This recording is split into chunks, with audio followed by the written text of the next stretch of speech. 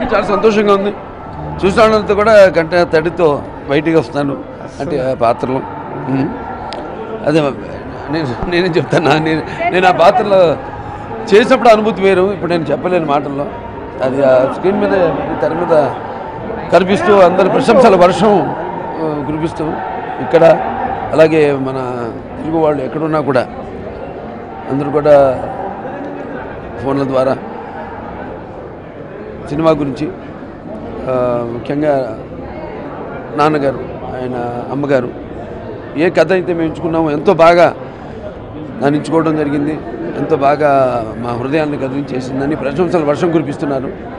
ఇటువంటి మంచి మొదటి భాగం ఎన్టీఆర్ కథానాయకుడు మా డైరెక్టర్ క్రిష్ గారికి, అలాగే మా చిత్రం రచయితల మాటల రచయిత సాయి మాధవ్, ఆయన అందరూ రచయితలు అందరూ పుట్టిగానే ఉంటారు, పుట్టివారు మంచి గట్టివారని నెలల రామకృష్ణ అలాగే.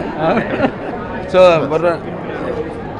సాయి మాధవ్ గారు అద్భుతంగా, అలాగే అందరూ నటీనటులు అందరూ కూడా అద్భుతంగా వాళ్ళ పాత్రలు చేశారు కాబట్టి ఈ సినిమా ఎంత బాగా వచ్చింది. అందరూ అన్ని వర్గాల వారు అందరూ కూడా సినిమా చాలా బాగుందని ప్రత్యక్షంగా ఆయన కళ్ళ ముందు చూస్తున్నట్టుంది. రామారావు గారిని, అటు బసవరామ తారకం గారిని ప్రశంసలు వర్షం కురిపిస్తున్నారు.